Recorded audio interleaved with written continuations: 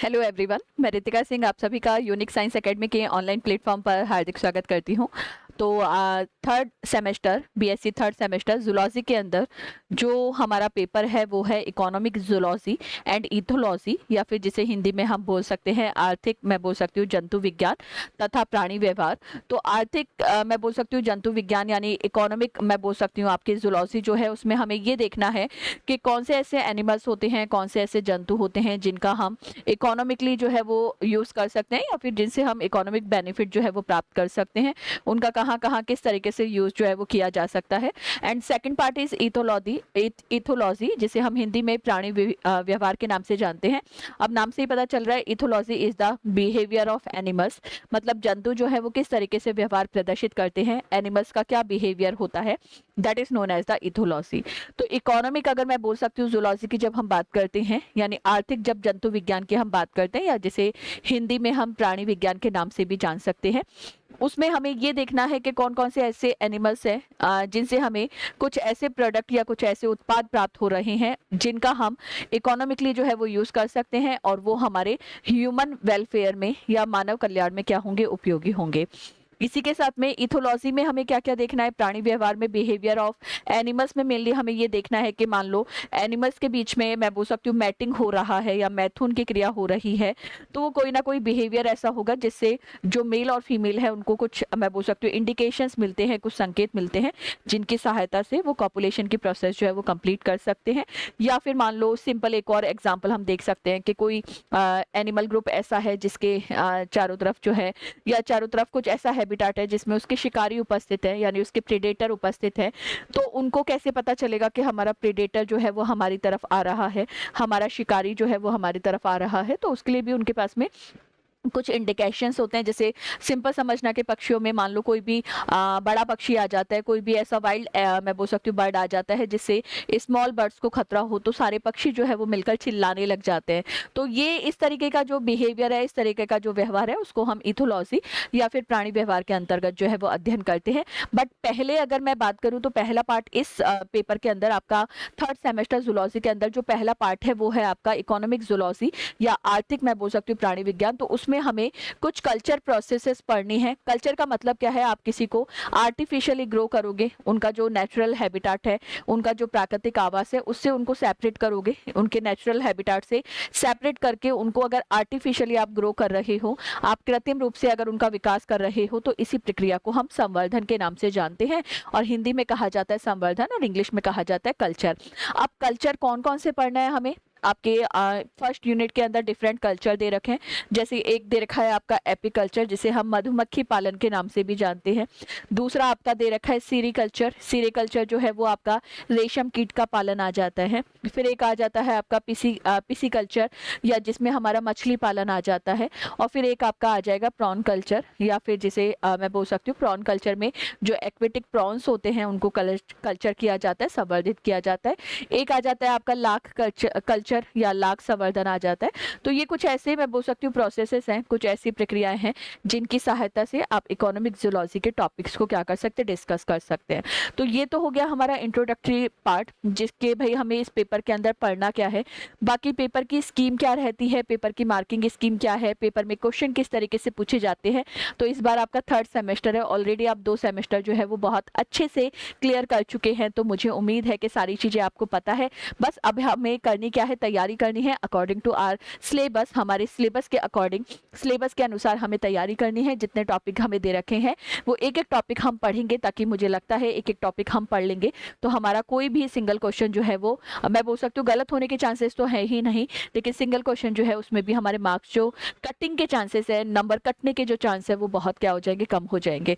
दूसरी बात, अगर आप थियोरटिकल पार्ट बहुत अच्छे से पढ़ लेते हो, if you completed your theoretical part very well, तो कहीं ना कहीं आपको इसी का फायदा जो है वो प्रैक्टिकल में भी मिलता है। क्योंकि प्रैक्टिकल में भी अगर थ्योरी आपको बहुत अच्छे से आती है, यानी थ्योरी पार्ट आपका एकदम क्लियर है, तो प्रैक्टिकल में आपको उन्हीं पॉइंट्स को क्या करना होता है, मेंशन करना होता है इन योर कॉपी वर्क। तो कॉपी वर्क में अगर आप कॉपी वर्क बहुत अच्छा करते हो प्रैक्टिकल के अंदर, तो भी आपके मार्क्स जो है वो बहुत अच्छे आ जाते हैं, है ना। तो ये सारी चीजें तो थी इंट्रोडक्शन की। अब हम देख लेते हैं मधुमक्खी पालन या फिर जिसे एपिकल्चर के नाम से जाना जाता है। तो लिखेंगे मधुमक्खी पालन को, मधुमक्खी पालन को, मधुमक्खी पालन को विज्ञान की भाषा में, विज्ञान की भाषा में मधुमक्खी पालन को विज्ञान की भाषा में, विज्ञान की भाषा में मधुमक्खी पालन को विज्ञान की भाषा में, विज्ञान की भाषा में एपीकल्चर कहा जाता है। विज्ञान की भाषा में एपीकल्चर कहा जाता है। विज्ञान की भाषा में एपीकल्चर कहा जाता है। इंग्लिश वाले बच्चे लिखेंगे, इंग्लिश वाले बच्चे लिखेंगे culture of honey B, culture of honey B, culture of honey B, culture of honey B is scientifically known as, culture of honeybee is scientifically known as apiculture, apiculture, apiculture। Next point लिखेंगे मधुमक्खियों से, मधुमक्खियों से शहद प्राप्त होता है। मधुमक्खियों से मतलब ये टॉपिक जो है आपके इस वाले पार्ट के अंदर जो एनिमल मैं बोल सकती हूँ बिहेवियर इथोलॉजी वाला जो पार्ट है और जो इकोनॉमिक जूलॉजी वाला पार्ट है, इनमें जो टॉपिक दे रखे हैं वो बहुत ज़्यादा मैं बोल सकती हूँ मतलब ऐसे कंफ्यूजिंग से नहीं है, सिंपल कॉन्सेप्ट है। मुझे उम्मीद है एपीकल्चर या फिर मधुमक्खी पालन का एक सिंपल बेसिक मतलब तो आपको पता ही है।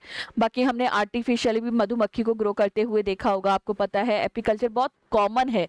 तो मधुमक्खी का पालन कर रहे हैं तो किस तरीके से किया जाता है उसका बेसिक इंट्रोडक्शन तो हमें पता होता है, बस काफी पॉइंट्स वाइज हमें चीजों को मेंशन करना है, एज इट इज उन्हें याद रखना है। और अगर आपका क्वेश्चन आ जाता है यही कि describe the apiculture in detail, या फिर मैं बोल सकती हूँ मधुमक्खी पालन का विस्तार पूर्वक मैं बोल सकती हूँ व्याख्या कीजिए, तो आपको एज इट इज जितने पॉइंट मैं लिखवा रही हूँ वो एज इट इज जो है वो मेंशन करने हैं।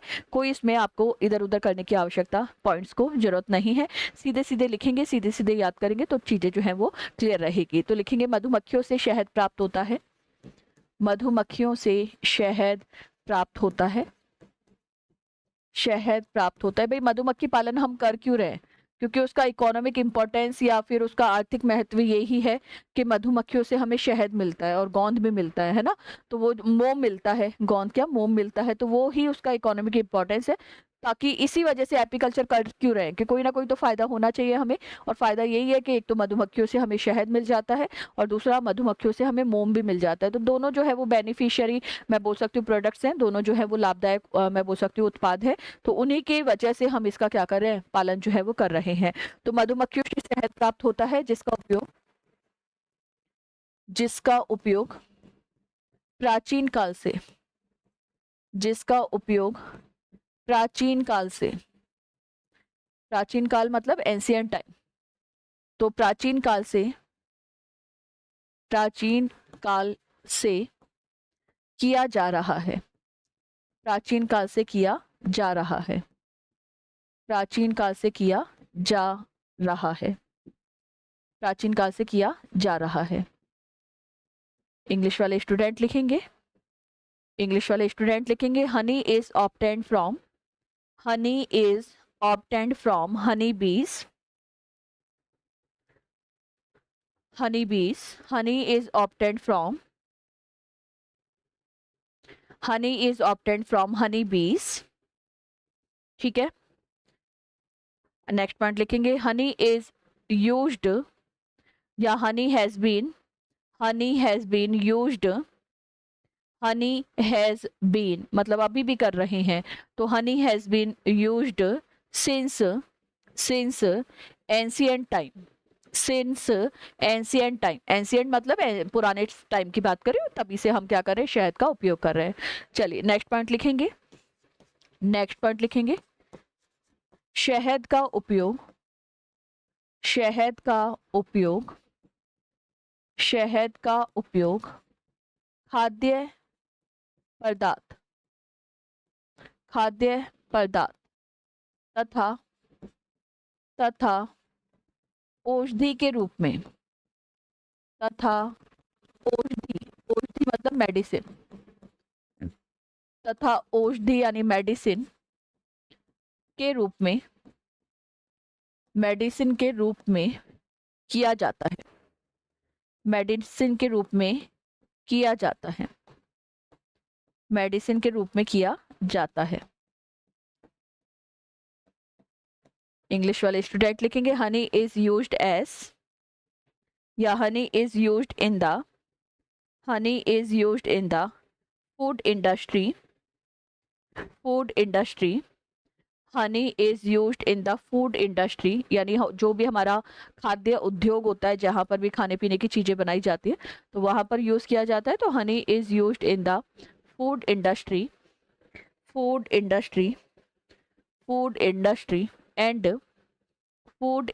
एंड मेडिसिनल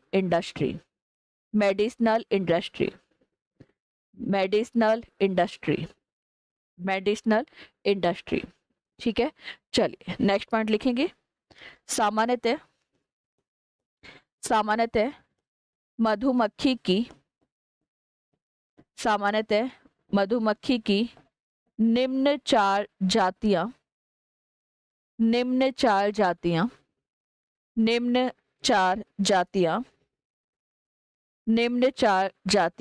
उपस्थित होती हैं। निम्न चार जातियां उपस्थित होती है। अब चार जाति कौन कौन सी हैं? पहली लिखेंगे एपिस डॉर्सेटा, ये पहली जाति है हनी बी की, हिंदी में कहेंगे सेम एपिस डॉर्सेटा। अच्छा, ये एपिस डॉर्सेटा जो है वो साइंटिफिक नेम है, वैज्ञानिक नाम है, और क्योंकि ये वैज्ञानिक नाम है इसीलिए इसको हमने अंडरलाइन कर दिया, है ना। ये साइंटिफिक नेम है इसीलिए हमने इसको क्या कर दिया, अंडरलाइन कर दिया। तो पहली इंग्लिश वाले बच्चे लिखेंगे, पहला इंग्लिश वाले स्टूडेंट लिखेंगे there are 4 species of honey bee. There are 4 species of honey bee. There are 4 species of honeybee are present. There are 4 species of honeybee are present. ठीक है, चलिए पहला लिखेंगे इसे द रॉक बी, इंग्लिश में ही लिखना है हिंदी वाले बच्चों को भी। इसे द रॉक बी भी कहा जाता है। इसे द रॉक बी भी कहा जाता है। इसे द रॉक बी भी कहा जाता है। It is also known as the rock bee. It is also known as the rock bee. The rock bee. ठीक है, चलिए नेक्स्ट पॉइंट लिखेंगे। यह है मधुमक्खियों की जंगली प्रजाति। यह मधुमक्खियों की जंगली प्रजाति। जंगली मतलब वाइल्ड स्पीसीज। जंगली प्रजाति होती है। जंगली प्रजाति होती है। It is the wild species of honey bee. It is the wild species of honey B. जंगली प्रजाति जो है वो कौन सी होती है? एपिस डॉर्सेटा। तो it is the wild species of honey bee. It is the wild species of honey B.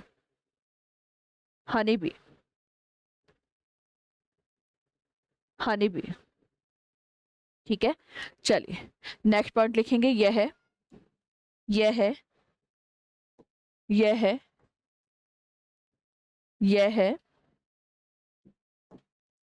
अधिक शहद का उत्पादन करती है।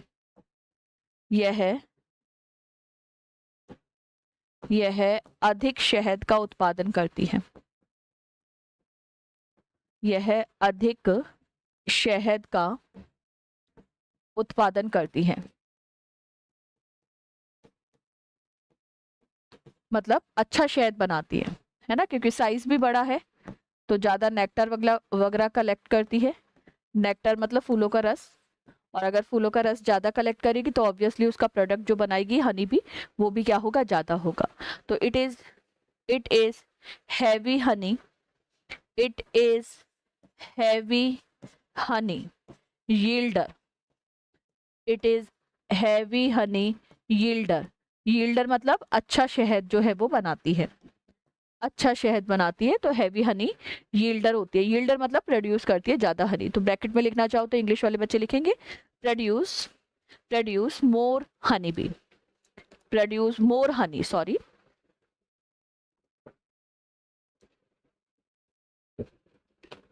लिखेंगे produce more honey, produce more honey, ज्यादा शहद बनाती है। चलिए सेकंड लिखेंगे, second species, second species is the Apis indica, second species is Apis indica. अब नाम से ही पता चल रहा है, इंडिका शब्द आ गया तो इंडिका याद रखना। इंडिका बेटा इंडियन स्पीसीज होती है, इंडिका जो होती है वो इंडियन स्पीसीज होती है।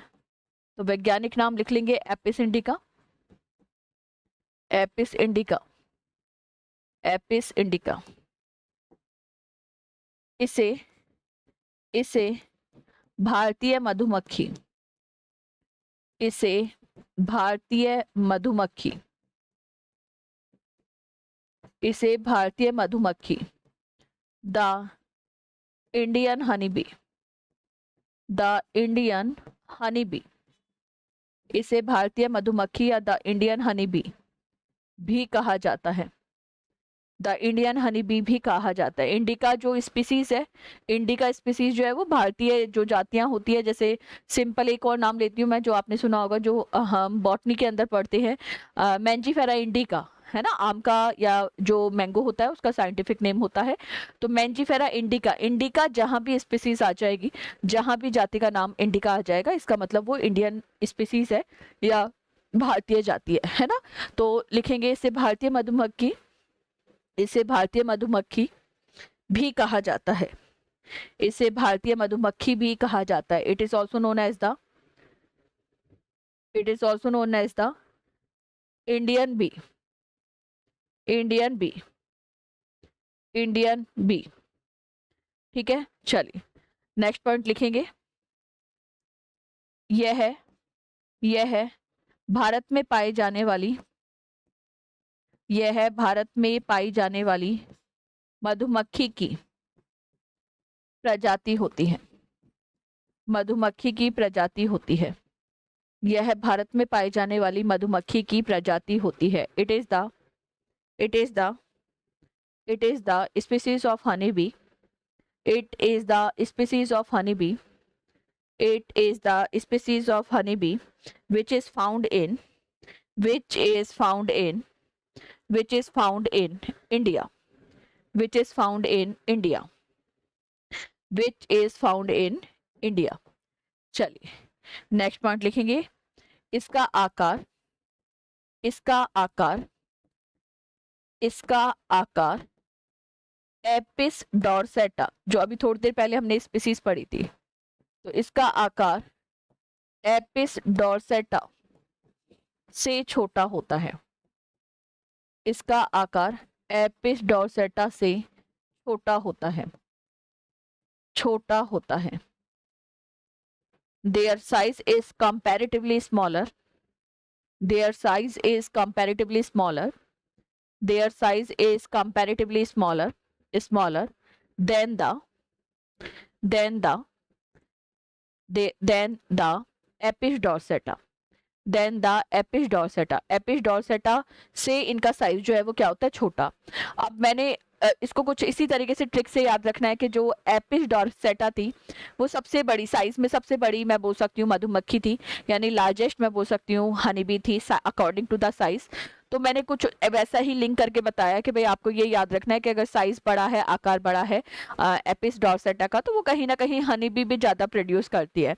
अब इसका अगर मैं एपिस इंडिका के साइज की बात करूँ तो that is comparatively smaller than the Apis dorsata, मतलब जो एपिस इंडिका का साइज है वो एपिस डॉर्सेटा से थोड़ा छोटा होता है।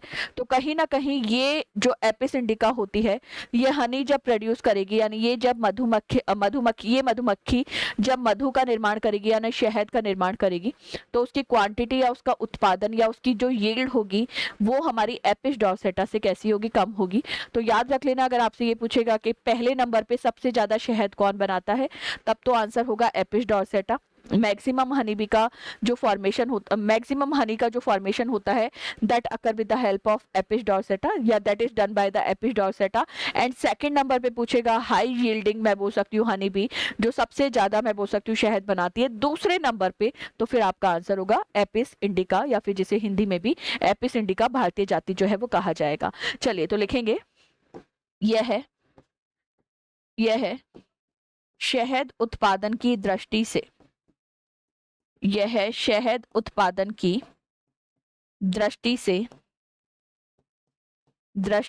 से एपिस डॉर्सेटा के बाद, एपिस डॉर्सेटा के बाद, एपिस डॉर्सेटा के बाद दूसरे नंबर पे आती है, एपिस डॉर्सेटा के बाद दूसरे नंबर पर आती है, दूसरे नंबर या स्थान पर आती है, दूसरे नंबर या स्थान पर आती है, दूसरे स्थान पर आती है। हिंदी वाले बच्चे लिख लेंगे, यह शहद उत्पादन की दृष्टि से एपिस डॉर्सेटा के बाद दूसरे नंबर पे आती है। ठीक है, इंग्लिश वाले स्टूडेंट लिखेंगे it's honey yield is, it's honey yield is next to the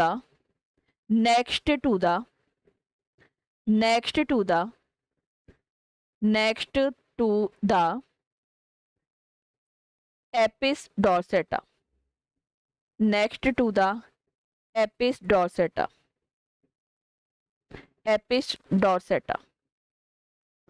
ठीक है, चलो ये इसकी बात कर ली हमने। थर्ड स्पीसीज लिखेंगे, तीसरी जाति लिखेंगे एपिस फ्लोरिया, तीसरी जो स्पीसीज है वो है एपिस फ्लोरिया।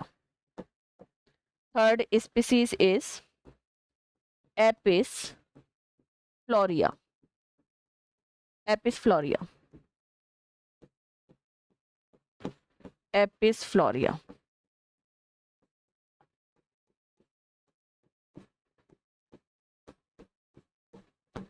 Apis florea. ठीक है, चलो लिखेंगे ये मधुमक्खी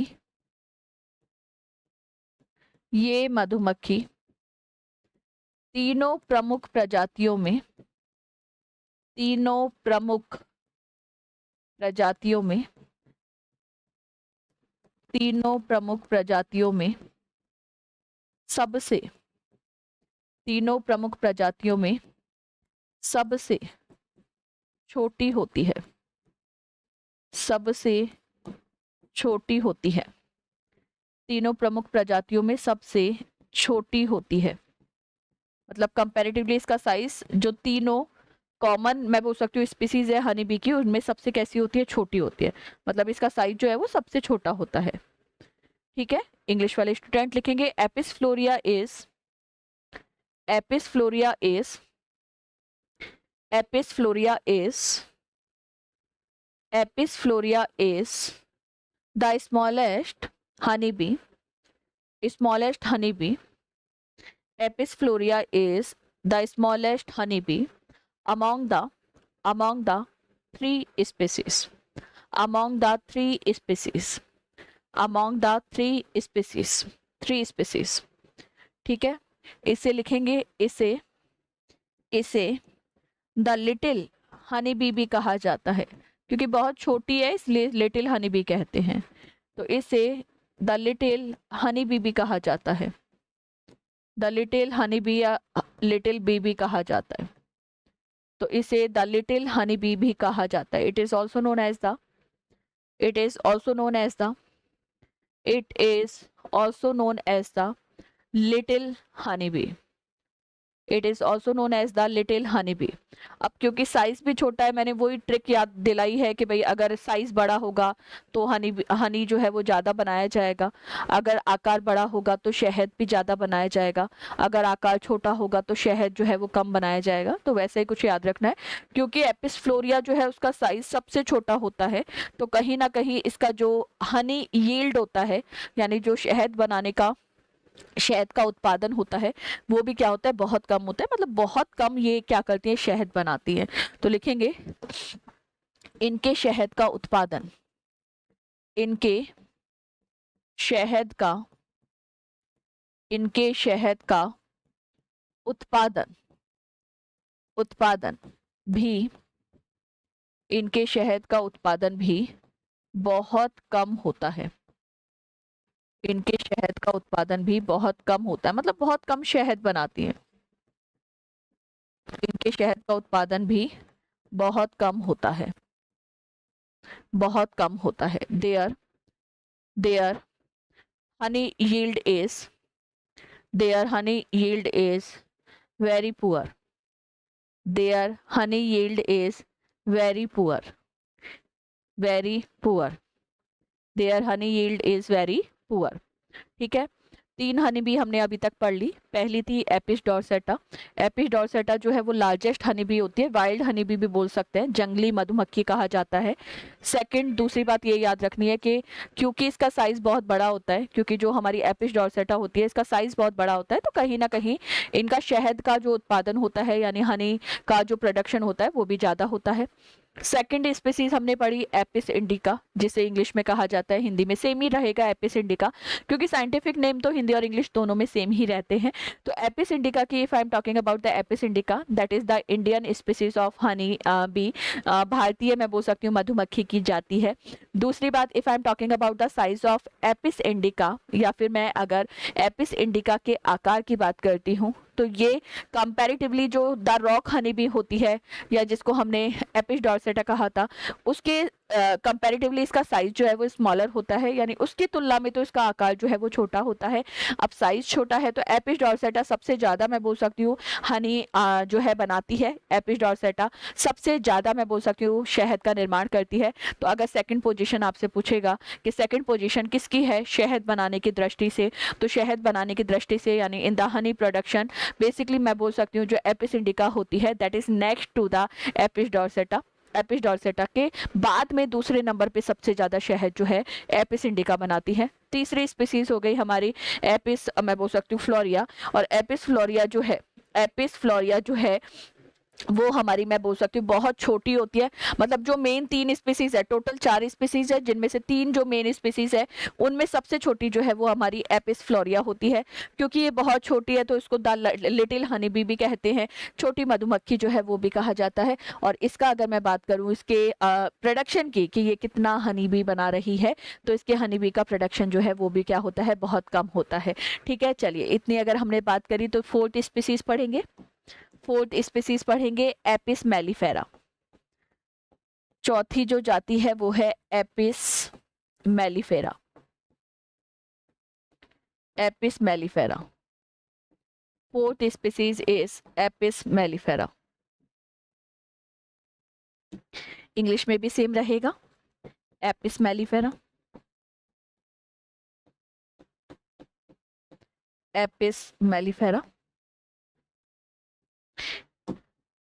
लिखेंगे इसे द यूरोपियन, इसे द यूरोपियन हनी बी, इसे द यूरोपियन हनी बी भी कहा जाता है। द यूरोपियन हनी बी भी कहा जाता है। अब नाम से ही पता चल रहा है, मतलब ये यूरोपियन मधुमक्खी है। इसे द यूरोपियन हनी बी भी कहा जाता है, या फिर द यूरोपियन मधुमक्खी भी लिख सकते हैं, है ना। तो it is also known as the, it is also known as the, it is also known as the, it is also known as the European honey bee, European honey bee, European honey bee, European honey bee. ठीक है, चलिए next point लिखेंगे। यह है नाम से ही पता चल रहा है, यह है मधुमक्खियों की, यह मधुमक्खियों की यूरोपियन प्रजाति होती है। यूरोपियन मतलब यूरोप में पाई जाने वाली। तो यह मधुमक्खियों की यूरोपियन प्रजाति होती है, यह मधुमक्खियों की यूरोपियन प्रजाति होती है, यूरोपियन प्रजाति होती है। It is the, European species of, it is the European species of, it is the European species of honey B, Honey bee. ठीक है, चलिए नेक्स्ट पॉइंट लिखेंगे, नेक्स्ट पॉइंट लिखेंगे। भाई अच्छी प्रजाति होती है ये, है ना। 4 स्पीसीज हमने देखा, एपिस डॉर्सेटा देखा, एपिस इंडिका देखा, एपिस फ्लोरिया देखा, और फिर हो गई हमारी एपिस मेलिफेरा। ये बहुत अच्छी मैं बोल सकती हूँ स्पीसीज होती है मधुमक्खियों की, यानी ये स्पीसीज जो है जाति जो है मधुमक्खियों की वो अच्छी होती है, श्रेष्ठ होती है, अच्छा शहद भी बनाती है, मतलब इनका जो प्रोडक्शन होता है हनी का वो भी बेटर होता है। तो अगर मैं कॉमर्शियली मान लो मुझे मधुमक्खी पालन करना है, if I want to do the apiculture, तो एपीकल्चर करने के लिए मैं अगर पर्टिकुलरली चूज करूं कि मुझे कौन सी स्पीसीज को कल्चर करना चाहिए, मुझे किस स्पीसीज का या किस जाति को ग्रो करना चाहिए, संवर्धन करना चाहिए, तो फिर यही होता है। तो अगर हम कॉमर्शियली एपीकल्चर कर रहे हैं, यानी व्यावसायिक रूप से अगर हमें मधुमक्खी पालन करना है, तो उसके लिए ये स्पीसीज जो है वो बेस्ट होती है, यानी सर्वश्रेष्ठ जो है वो होती है। ठीक है, तो लिखेंगे, लिखेंगे इस प्रजाति का, इस प्रजाति का पालन, इस प्रजाति का पालन, या फिर हिंदी में लिखेंगे पालन और इंग्लिश में लिखेंगे कल्चर, कल्चर व्यावसायिक रूप से, कॉमर्शियली, व्यावसायिक रूप से, व्यावसायिक रूप से, व्यावसायिक रूप से किया जाता है, व्यावसायिक रूप से किया जाता है। कॉमर्शियली इसको हम कल्चर में काम में लेंगे। अगर हमें एपीकल्चर करना है तो वहां पर फिर हम एपी जो हमारी एपिस मेलिफेरा स्पीसीज है उसका क्या करेंगे, चयन करेंगे। तो इंग्लिश वाले बच्चे लिखेंगे it is cultured commercially, it is cultured commercially, it is cultured commercially, it is cultured oblique करके ग्रोन भी कर सकते हैं, इट इज कल्चर्ड ऑब्लिक करके ग्रोन कॉमर्शियली, कॉमर्शियली। ठीक है, और क्यों इसको कल्चर कर रहे हैं, क्यों इसको ही मैं बोल सकती हूँ आपका मधुमक्खी पालन में काम ले रहे हैं, तो लिखेंगे यह है, यह है सबसे अधिक, यह है सबसे अधिक, मतलब एपिस डॉर्सेटा तो बना ही रही थी ज्यादा हनी बी, लेकिन सबसे ज्यादा पूछेंगे तो सबसे ज्यादा फिर जो हमारी यूरोपियन स्पीसीज है एपिस मेलिफेरा, ये सबसे ज्यादा हनी बी का क्या करती है, फॉर्मेशन करती है। तो यह है सबसे अधिक शहद का, सबसे अधिक शहद का उत्पादन करती है, सबसे अधिक शहद का उत्पादन करती है, इसीलिए इसको कॉमर्शियली यूज कर रहे हैं, इसीलिए इसको कॉमर्शियली यूज कर रहे हैं। तो इट इज या it produce, it produce, it produce highest amount of, highest amount of, it produce highest amount of, highest amount of honey, highest amount of honey yield, honey yield। और यहीं पर species of मैं बोल सकती हूँ आपका honey bee या मधुमक्खियों की जातियां जो है वो पूरा होता है टॉपिक। अब देख लेते हैं इनका क्लासिफिकेशन, या फिर जिसे हिंदी में कहा जाता है सिस्टमैटिक पोजीशन भी बोल सकते हैं, या फिर वर्गीकरण जो है वो भी बोल सकते हैं। तो हेडिंग डालेंगे सिस्टमैटिक्स या फिर सिस्टमैटिक पोजीशन, हेडिंग डालेंगे सिस्टमैटिक पोजीशन। वर्गीकरण देखना है, सिस्टमैटिक पोजीशन। सिंपल बात बोलूं तो सिस्टमैटिक पोजीशन का मतलब होता है क्लासिफिकेशन, कौन से किंगडम में आएगी, कौन सा फाइलम होगा, वो सारी चीजें। तो सिस्टमैटिक पोजीशन या फिर इसी को लिख लेंगे क्लासिफिकेशन, क्लासिफिकेशन, और हिंदी में लिखेंगे वर्गीकरण स्थिति, हिंदी में लिखेंगे वर्गीकरण स्थिति, वर्गीकरण स्थिति। क्लासिफिकेशन हमें देखना है, वर्गीकरण स्थिति। ठीक है, अब वर्गीकरण स्थिति में क्या देखना है हमें कि जगत कौन सा है ना, संघ कौन सा है, ये सारी चीजें हमें देखनी है। ठीक है, जगत कौन सा है, संघ कौन सा है, ये हमें देखना है। ठीक है, चलो तो सबसे पहले जगत की बात करेंगे। इंग्लिश में कहा जाता है किंगडम, जगत या फिर किंगडम। ऑब्वियसली जूलॉजी पढ़ रहे हैं तो जंतु जगत होगा, बॉटनी पढ़ेंगे तो पादप जगत हो जाएगा, तो जगत हो जाएगा जंतु, इंग्लिश में कहा जाएगा एनिमेलिया, जंतु जगत या फिर एनिमेलिया। जगत के बाद में सेकंड जो टैक्सॉन होगा वो होगा संघ, इंग्लिश में कहा जाएगा फाइलम, फाइलम हो जाएगा आपका आर्थ्रोपोडा, आर्थ्रोपोडा। फर्स्ट सेमेस्टर में हमने ये पढ़ा था और आपने वहां पर मेंशन भी किया होगा कि आर्थ्रोपोडा जो होता है वो एनिमल किंगडम का लार्जेस्ट फाइलम होता है, सबसे बड़ा संघ होता है जंतु जगत का, क्योंकि इसके अंदर सारे इंसेक्ट आते हैं और आपको पता है पृथ्वी पे सबसे ज्यादा जो है वो इंसेक्ट ही पाए जाते हैं, सबसे ज्यादा इंसेक्ट ही पाए जाते हैं। ठीक है, फिर उसके बाद हो जाएगा वर्ग, उसके बाद हो जाएगा वर्ग, इंग्लिश में कहा जाता है क्लास, क्लास हो जाएगी इंसेक्ट है तो क्लास हो जाएगी इंसेक्टा, क्लास हो जाएगी इंसेक्टा, क्लास इज इंसेक्टा। जगत जो है, किंगडम जो है वो एनिमल किंगडम हो गया, एनिमेलिया। ठीक है, उसके बाद में जो हमारा मैं बोल सकती हूँ एनिमल के एनिमल किंगडम के बाद में जो हमारा मैं बोल सकती हूँ फाइलम है वो हो जाएगा आर्थ्रोपोडा, आर्थ्रोपोडा। ठीक है, उसके बाद में मैं बोल सकती हूँ क्लास जो है, क्लास जो है वो हो जाएगी हमारी प्रॉपरली इंसेक्टा, इंसेक्टा। ठीक है, चलो उसके बाद में क्लास के बाद में जो नेक्स्ट टैक्सॉन आता है वो होता है गण, वो हो जाता है गण, इंग्लिश में कहा जाता है ऑर्डर, और ऑर्डर हो जाएगा हाइमेनोप्टेरा, हाइमेनोप्टेरा,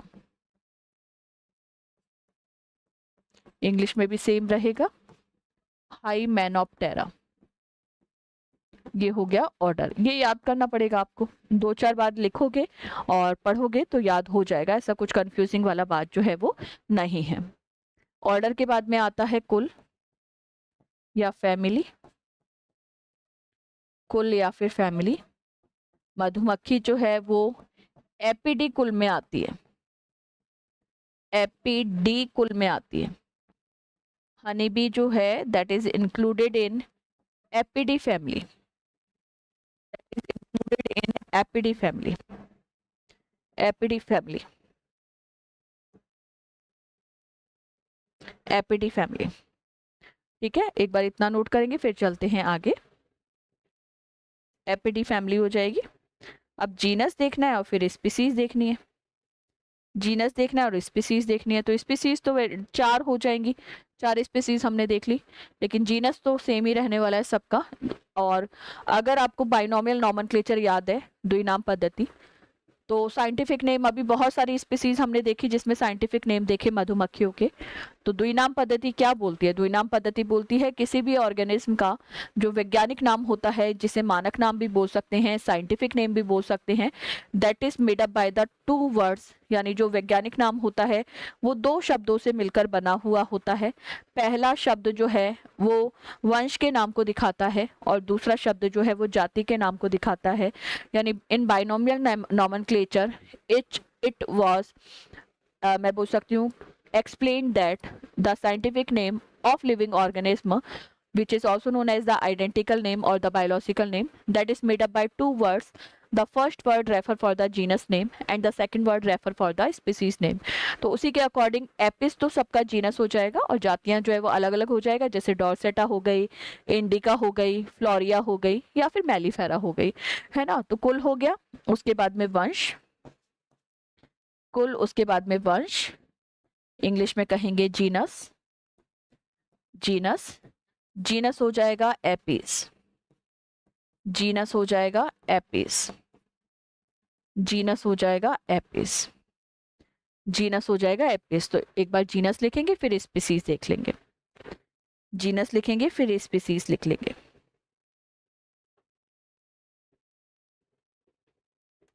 एक बार इतना मेंशन करेंगे फिर चलते हैं आगे।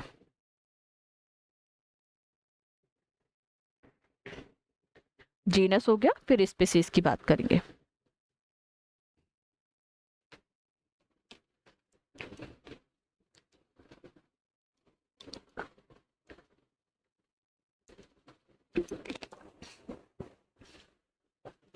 नेक्स्ट लिखेंगे जाति,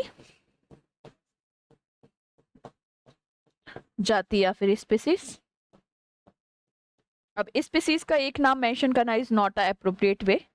4 स्पीसीज हमने पढ़ी हैं, 4 जातियां, चारों को मेंशन करेंगे, याद रख लेंगे, जो पूछेगा वो बता देंगे। तो पहली स्पीसीज हो जाएगी डॉर्सेटा, पहली स्पीसीज है डॉर्सेटा।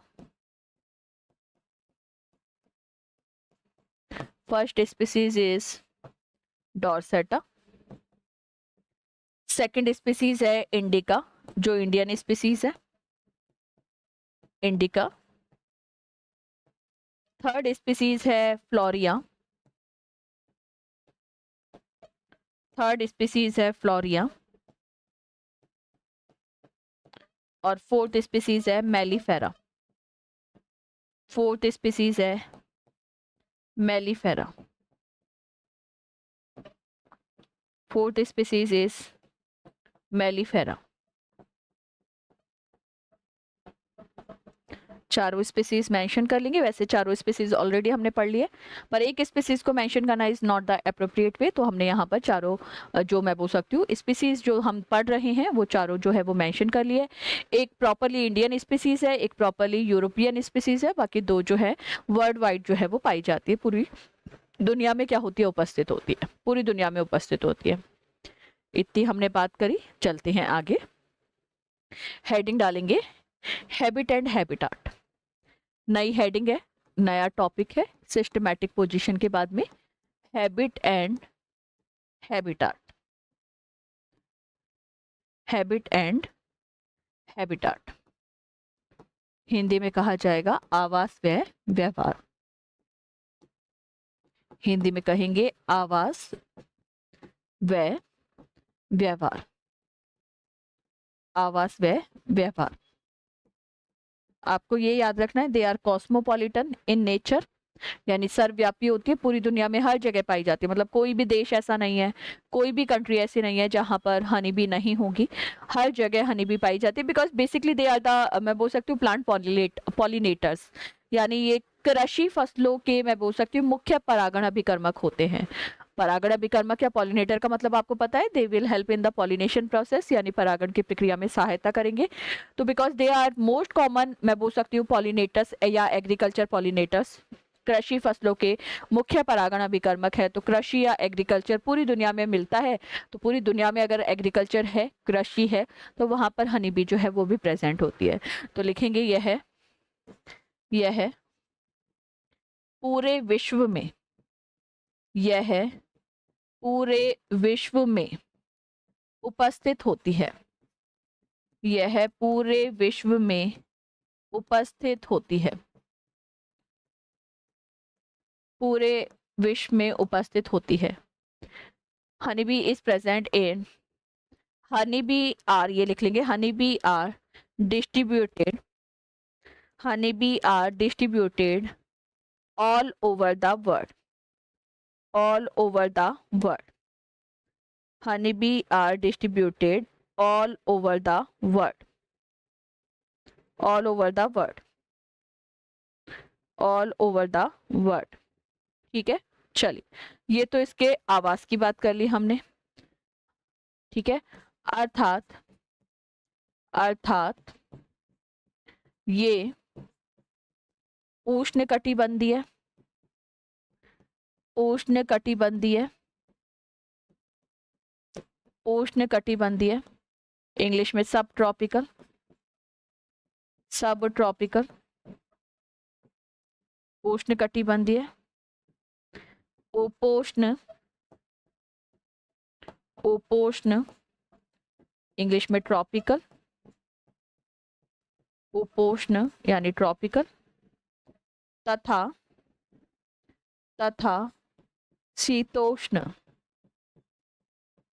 तथा शीतोष्ण क्षेत्रों में पाई जाती है, शीतोष्ण क्षेत्रों में पाई जाती है, मतलब हर एरिया में मिलेगी, चाहे वो उष्णकटिबंधीय हो, चाहे शीतोष्ण हो, चाहे उपोष्ण हो, ट्रॉपिकल रीजन हो, सब ट्रॉपिकल रीजन हो या टेम्परेट रीजन हो, सब जगह हनी बी जो है वो क्या होती है, प्रेजेंट होती है। तो इंग्लिश वाले बच्चे लिख लेंगे, they are present in they are present in all सब ट्रॉपिकल, लिखा हुआ है बोर्ड के ऊपर, they are present in all सब ट्रॉपिकल, कोमा लगा के tropical and temperate region and temperate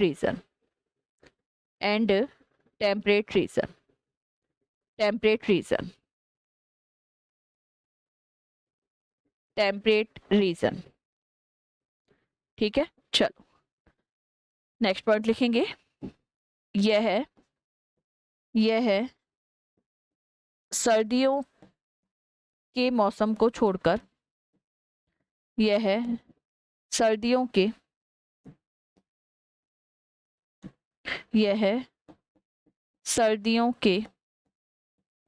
मौसम को छोड़कर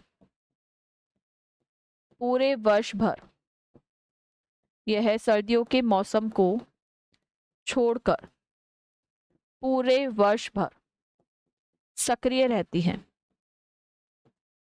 पूरे वर्ष भर मतलब केवल विंटर सीजन में इनएक्टिव हो जाती है, बाकी पूरे ईयर में एक्टिव रहती है। तो पूरे वर्ष भर सक्रिय रहती है, ये उसका व्यवहार हो गया, सक्रिय रहती है, सक्रिय रहती है।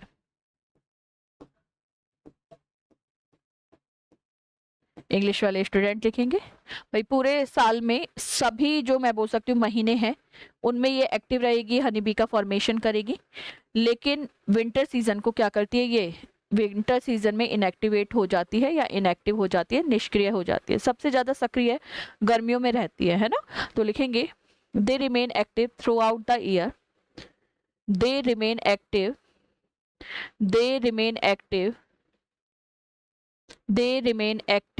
throughout the year, they remain active throughout the year and throughout the year except the winter season, direct इसी में मेंशन कर लेंगे, except the winter season, पूरे ईयर में एक्टिव रहती है लेकिन सर्दियों में क्या हो जाती है, इनएक्टिव हो जाती है। ठीक है, चलिए नेक्स्ट पॉइंट लिखेंगे, जाति मैं बोल सकती हूँ व्यवस्था और सामाजिक संगठन, जाति व्यवस्था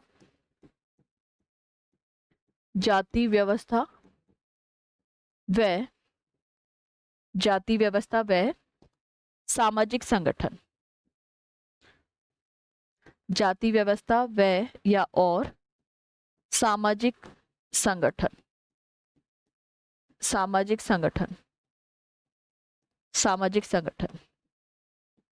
इंग्लिश वाले स्टूडेंट लिखेंगे स्पीसीज अरेंजमेंट, स्पीसीज सिस्टम भी बोल सकते हैं, अरेंजमेंट भी बोल सकते हैं, है ना। तो स्पीसीज अरेंजमेंट या फिर सिस्टम एंड सोशल ऑर्गेनाइजेशन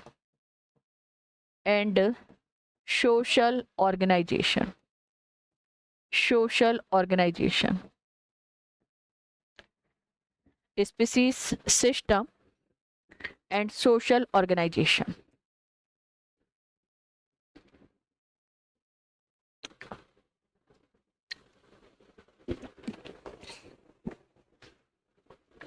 चलिए पहला पॉइंट लिखेंगे, मधुमक्खियां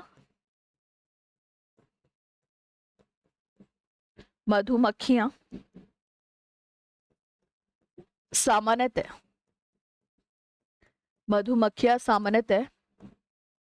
कॉलोनी है मतलब कॉलोनी में उपस्थित होती है।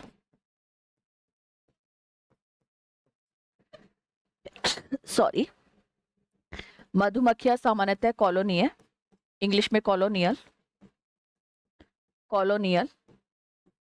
तथा बहुरूपी, इंग्लिश में पॉलीमॉर्फिक होती हैं, पॉलीमॉर्फिक होती हैं।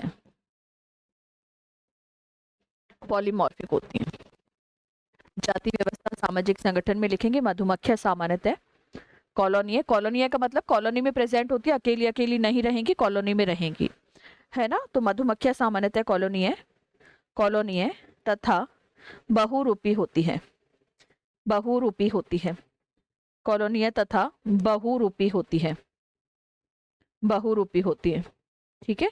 इंग्लिश वाले स्टूडेंट लिखेंगे Honey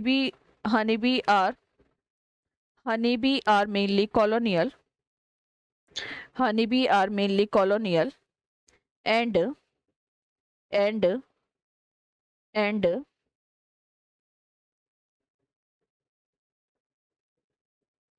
and polymorphic and polymorphic। चलिए नेक्स्ट पॉइंट लिखेंगे, इनमें इनमें कार्यों का इनमें कार्यों का मतलब वर्क का या फंक्शन का स्पष्ट विभेदन, इनमें कार्यों का स्पष्ट विभेदन पाया जाता है,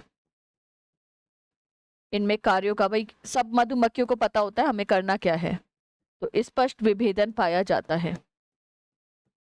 इनमें कार्यों का स्पष्ट विभेदन पाया जाता है, ठीक है। इंग्लिश वाले बच्चे लिखेंगे दे शो आ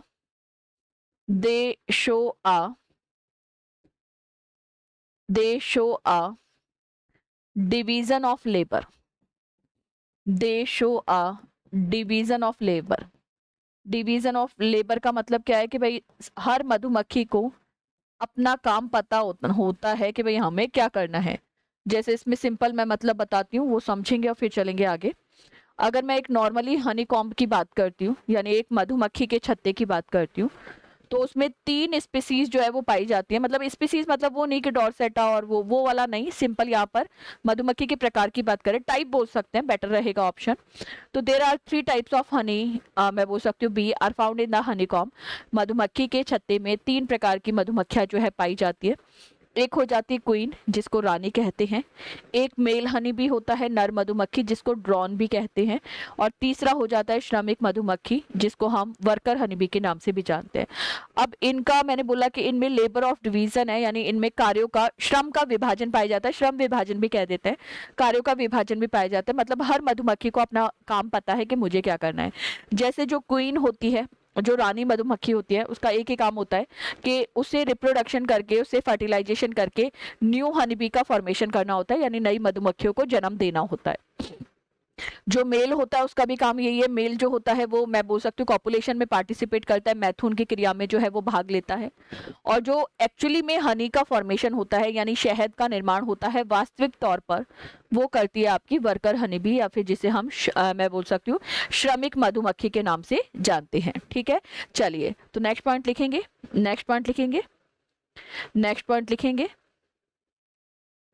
मधुमक्खियों में स्पष्ट कार्य विभेदन पाया जाता है। ये तो लिख लिया, मधुमक्खियों में स्पष्ट कार्य विभेदन पाया जाता है। नेक्स्ट पॉइंट लिखेंगे, मधुमक्खी की कॉलोनी में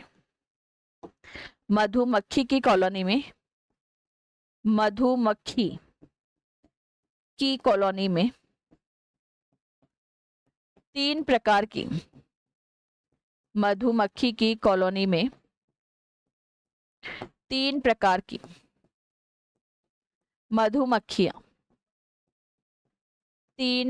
की मधुमक्खियां पाई जाती हैं, 3 प्रकार की मधुमक्खियां पाई जाती हैं, 3 प्रकार की मधुमक्खियां पाई जाती हैं, 3 प्रकार की मधुमक्खियां पाई जाती हैं। इंग्लिश वाले स्टूडेंट लिखेंगे there are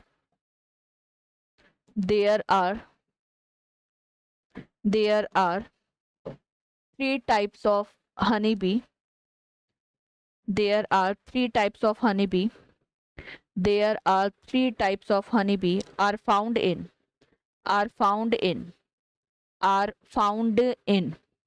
colony of honeybee। बस तीनों के नाम लिखेंगे। पहली हो जाती है रानी मधुमक्खी, पहली हो जाती है रानी मधुमक्खी, इंग्लिश में कहेंगे क्वीन हनी बी। पहली हो जाती है रानी मधुमक्खी, इंग्लिश में कहा जाता है क्वीन हनी बी। सेकंड हो जाती है नर मधुमक्खी, नर मधुमक्खी, इसी को ड्रोन भी कहते हैं, नर मधुमक्खी, या इसी को हिंदी में भी ड्रोन कहेंगे, इंग्लिश में भी कहेंगे तो ड्रोन, इंग्लिश में कहेंगे male honey bee, male honey bee, oblique करके ड्रोन। और तीसरी हो जाती है श्रमिक मधुमक्खी, तीसरी जो मधुमक्खी का प्रकार है वो है श्रमिक मधुमक्खी, इंग्लिश में कहा जाएगा वर्कर हनी बी, इंग्लिश में कहा जाएगा वर्कर हनी बी। तो ये तीन टाइप की मधुमक्खियां होती हैं, जो ये तीन टाइप की मधुमक्खियां होती हैं जो मैं बोल सकती हूँ हनीकॉम्ब के अंदर या फिर मधुमक्खी के छत्ते के अंदर जो है वो पाई जाती हैं। तो ये तो हो गया आपका स्पीसीज सिस्टम या फिर जाति व्यवस्था। और सोशल ऑर्गेनाइजेशन, कितने टाइप की मधुमक्खियां हैं, कॉलोनी में प्रेजेंट हैं, बहुरूपी होती हैं, मतलब मेल और फीमेल को देखकर बता सकते हैं, आइडेंटिफाई कर सकते हैं कि ये मेल और फीमेल है। तो ये उनका हो गया आइडेंटिफिकेशन, या मैं बोल सकती हूँ सोशल ऑर्गेनाइजेशन में पॉलीमॉर्फिक कंडीशन, बहुरूपी अवस्था। और इनके क्या क्या काम होते हैं, इनके और क्या क्या फीचर होते हैं वो पढ़ेंगे नेक्स्ट क्लास के अंदर। अभी के लिए इतना ही, थैंक यू सो मच।